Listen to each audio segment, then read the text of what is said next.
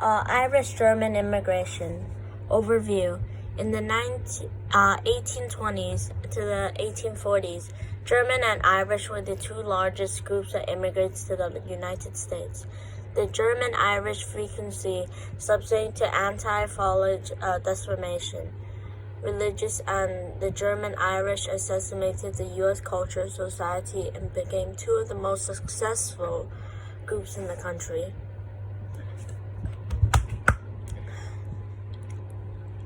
Immigration nation. The United States is an immigration nation, has always faced challenges, import and domestic groups of the culture, the throughout, and the history of the United States. It has resulted in the financial depths of which means an American. Successful waves of immigration diverse the country into its original white to potentially expanding to the definition of the terms of American. Irish immigration.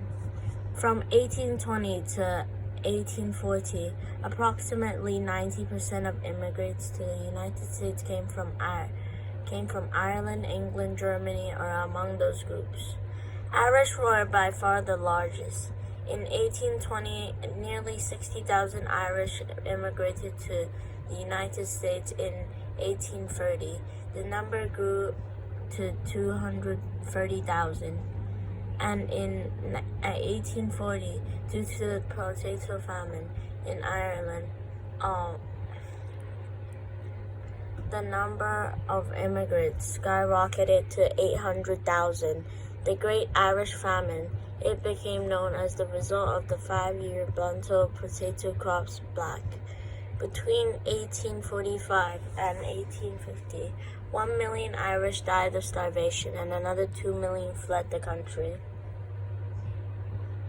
Irish immigrants, especially Irish Catholics, usually were targets of anti-foreign things. When the arrival of so many Irish Catholics almost doubled the overall numbers of Catholics living in the United States, anti-Catholic prejudice was very common at the time, and many Americans subtly and prejudice of the Catholics of the sterile and very blindly obedient to the Vatican and Rome.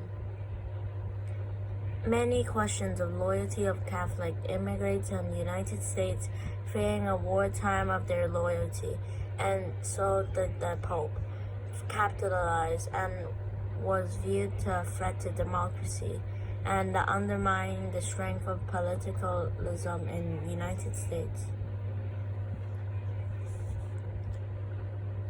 Despite all these challenges, Irish resisted the famine effectively into the United States culture of society, both of them ruling urban areas and settling down on U.S. culture and farmland, establishing major present cities like New York, Chicago, and San Francisco.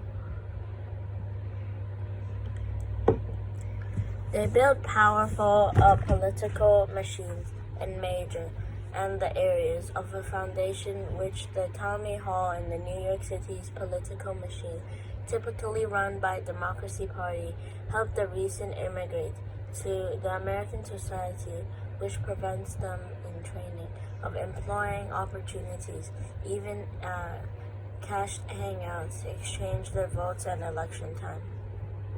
William Boss tweeted, "The fourth-generation Scottish Irish was most infamous of the political house, dominated political in New York City in the mid-1850s. He was under arrest in 1871 of charges of corruption and fraud." This was a betrayal of a country.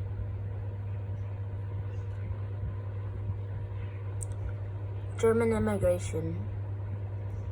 The German immigration was 1820 to 1840. The Germans were the second largest group of immigrations to the United States after the Irish. They came to the United States seeking for policies, religious freedoms, and economic opportunities that they could not find in Europe. 1840 was the relevance of the German states of Europe and the greatest and largest immigration groups to the United States from Germany. Although the Germans settled nearly down every state of the Union, so-called the German Belt, stretched from Pennsylvania to Oregon, all along the North and Midwest. Many Germans who settled in the area, farmers who developed innovation techniques of the crops and soil, conservation of German settlers and methodical areas pursuing education, establishment, industry, enterprise, and entering ranks of the middle and upper class. Today, over 50 Americans are fully of the German ancestry, and making German Americans the largest white ethnic group in America. What do you think? Why is immigration such an issue in U.S. history? Do you think the boss tweeted the Democratic Party would be harmful or is good? What is the political machine, do you guys think? Let me know. Comments below.